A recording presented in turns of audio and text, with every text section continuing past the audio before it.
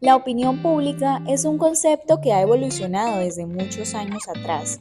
Su primera expresión fue en 1750, cuando Rousseau, un filósofo suizo en la época de la Ilustración en Francia, compartió su discurso sobre las ciencias y las artes. En la Edad Media, es decir, hace algunos siglos atrás, sucedieron varios eventos. Con la llegada del Renacimiento, se inició un proceso de mayor confianza sobre el uso de la razón para percibir y solucionar los problemas que impactó el pensamiento y la libertad en los hombres. Los humanistas descubren nuevas formas de rigor intelectual, desarrollan el espíritu crítico de los textos y manifiestan un gran respeto por la libertad de opinión. Entre los movimientos de la época, el que puso en acción a la gran mayoría de las conciencias europeas fue el protestantismo, tanto en el plano religioso como en el político. Lutero, Calvino y Zwinglio fueron auténticos líderes de opinión, y las sectas minoritarias que surgieron del protestantismo jugarán en siglos posteriores un papel fundamental en la lucha de la conquista de las libertades. Volviendo al siglo XV, el invento de Gutenberg marcará un hito fundamental en la historia de la comunicación humana. La imprenta nace como un instrumento maravilloso para la propaganda, a la que se opondrá todo el arsenal de la censura. A finales del siglo XVII y sobre todo a principios del XVIII nace en Inglaterra el primer periodismo de opinión, de tipo ideológico y político.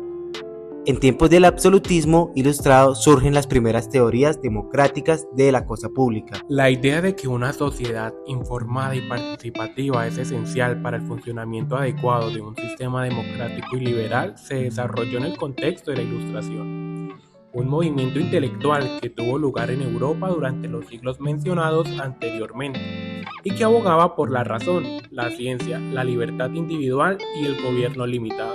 En el contrato social, el tema de la opinión pública va unido al de la voluntad general, aunque en realidad su sistema político pretenda negar la opinión pública.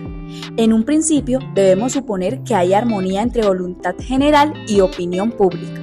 Hobbes, un filósofo inglés, identifica conciencia y opinión, o mejor dicho, en Hobbes, la conciencia se convierte en opinión.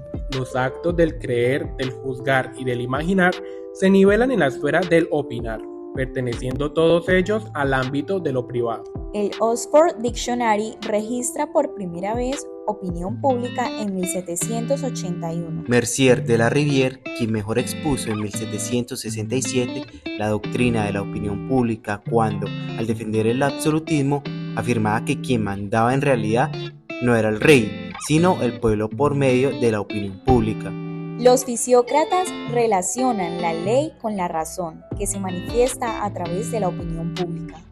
En un contexto de racionalidad, nace de la fuerza del mejor argumento y pretende estar en posesión de la capacidad racionante, que intenta hacer una y la misma cosa de lo correcto y de lo justo. Con la revolución, la opinión pública deja de ser patrimonio de los ilustrados y pasa al pueblo, aunque haya que soportar manipuladores de opinión contrarios a la revolución, como así lo denunciaba un edicto de la Comuna de París.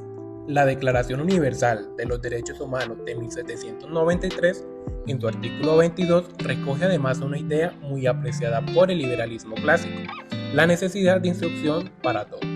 Dice así: la instrucción es una necesidad para todos.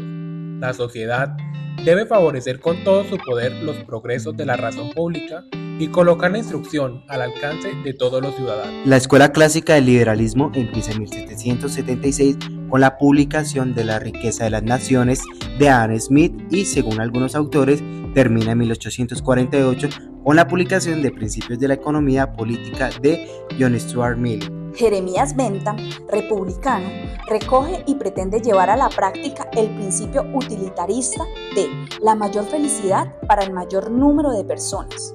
Este principio, en cierto modo, se lo aplicaba al Estado como agente benefactor de la sociedad. Para concluir, el principal aprendizaje que se presta para consolidar este concepto es que esta es una fuerza que influye en el poder y la toma de decisiones.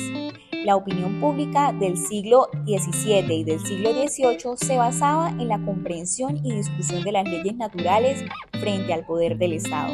atribuyendo al público ilustrado el papel de arbitrar moralmente la sociedad y formular la voluntad de la sociedad a través de la elaboración de leyes.